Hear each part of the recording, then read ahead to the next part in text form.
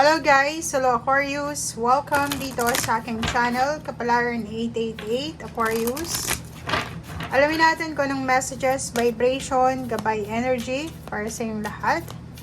So, general reading guys, so pwede kang makaresonate. Gamitin mo yung intuition sa panonood. Aquarius. Okay, first, 3 cards natin. Aquarius. Sa linggong ito, may stability ka na posibleng makuha or ma-manifest. Unang-una, 24/7, may mga hinihintay ka. Like, naghihintay ng pagkakataon na makapagsimula ulit ng bagong buhay. Okay? So, if ever man na may mga kagalit ka, if ever man may mga tao sa paligid mo, like family members na hindi ka gusto or hindi mo sila gusto, posibleng magkaroon ng stability, posibleng magkaroon ng reconciliation, or posibleng magkaroon ng fresh start sa relationship, or sa katrabaho, or sa kung kanino man. Okay? Huwag ka din matakot sa linggong ito kasi you are protected. Number 23, 5, kasi 5 to. So, marami kang kinakatakutan, marami kang mga inaalala, iniisip, ino-overanalyze na kailangan mong alisin, i-let go. Kasi hindi ka dapat nag-aalala. Nag-aalala ka na baka ma-disrupt yung plano mo. Nag-aalala ka na baka hindi matuloy yung gusto mo. So, huwag kang mag-alala. You are protected. Ang iba din sa inyo dito nagbabalak magbakasyon. Ang iba ay nasa bakasyon. Ang iba ay nagta-travel. Ang iba busy sa kanilang paglalakbay. Okay? Okay, wow. So, moving on. So, yun na nga. Homecoming. May mga relationship dito na kailangan ng magtapos. Or may mga grudges, resentment, issues. Parang tulad din to ng Gemini. And then, Libra. Kailangan yung mag-move on. I-prioritize yung balance. Okay? Pwedeng makapagsimula ulit ng bagong buhay, bagong relationship, or kano pa man. Emotional withdrawal.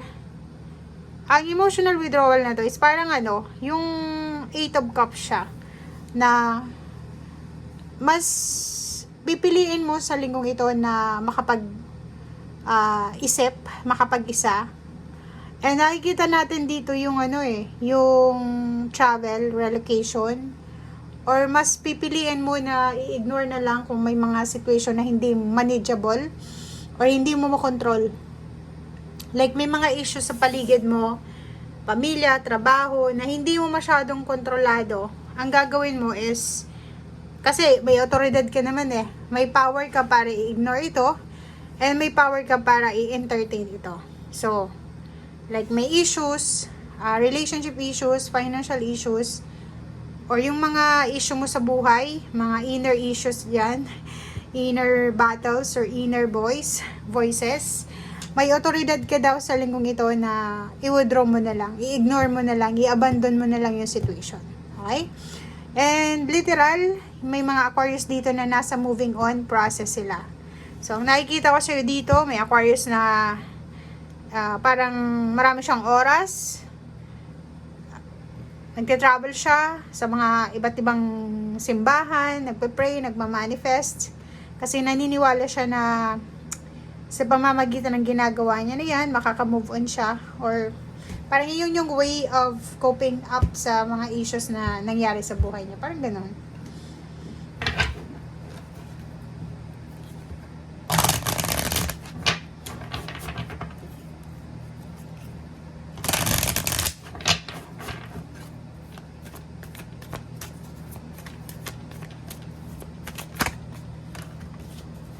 O, diba? So, kung makikita mo dito, Aquarius, isang new beginnings to. Posibleng may mga relationship dito na magsisimula. Pwedeng may mga gustong makipagbalikan sa'yo, mga ex mo, or pwedeng ikaw yun, sa homecoming na to, pwedeng gusto mong bumalik sa dati. Ang nakikita ko siya dito, pwedeng makapag-isip ka na, bakit kaya hindi ako bumalik sa lugar kung saan ako galing, kung saan ako lumaki? Bakit kaya hindi ako bumalik sa dati kong trabaho? Bakit kaya hindi ako bumalik sa dati kong karelasyon? Bakit kaya hindi ako bumalik sa magulang ko? Parang ganun. So, nandun ka sa minamanifest mo yung magic. Di ba? Parang gusto mo, sana may second chance pa. Sana may pagkakataon pa ko para makabalik sa dati. Parang ganon. So, yun yung parang wishful thinking mo sa linggong ito.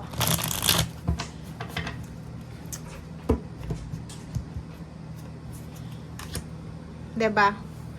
Naghihintay ka ng wish fulfillment dito, emotional. Parang ang iniisip mo dito, ang tagal-tagal mo nang hinahanap yung katahimikan, yung kaligayahan.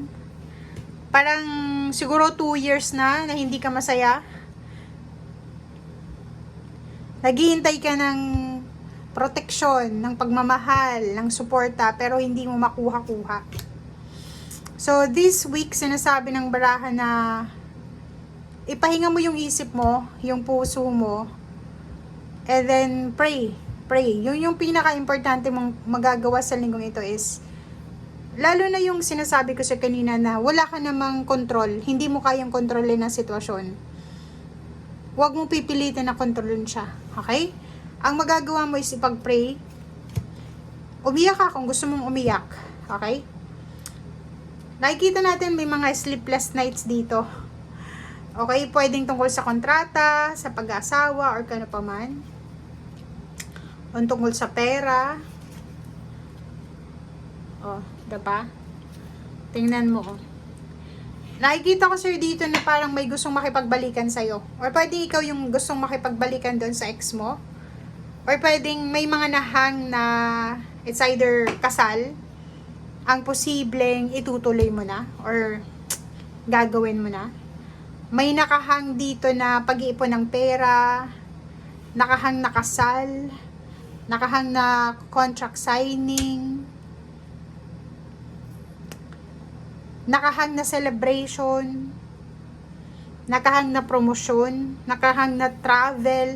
Ang daming nakahang dito eh. Di ba yung parang marami kang plinano pero hindi natuloy. Pero this week parang by hook or by crook, di ba? Pipilitin mo talaga. If for example, kailangan mo ng pera para sa pagta-travel, sa pagpapakasal, or sa kung ano pa man, mag-iipon ka ng pera simula ngayong linggo. If ever kasal man to, ang tagal mong plinano to pero hindi nangyayari, gagawin mo siya eh. Kasi yun yung gusto mo eh. Kontrata na naantala, na udlot. Ready ka sa kahit anong klase ng kontrata. Willing kang pumirma, willing kang gawin lahat. So, nakikita ko sa'yo dito yung sobra-sobrang motivation na makapagsimula. Fresh start and new beginnings. Okay? Thank you guys. Bye!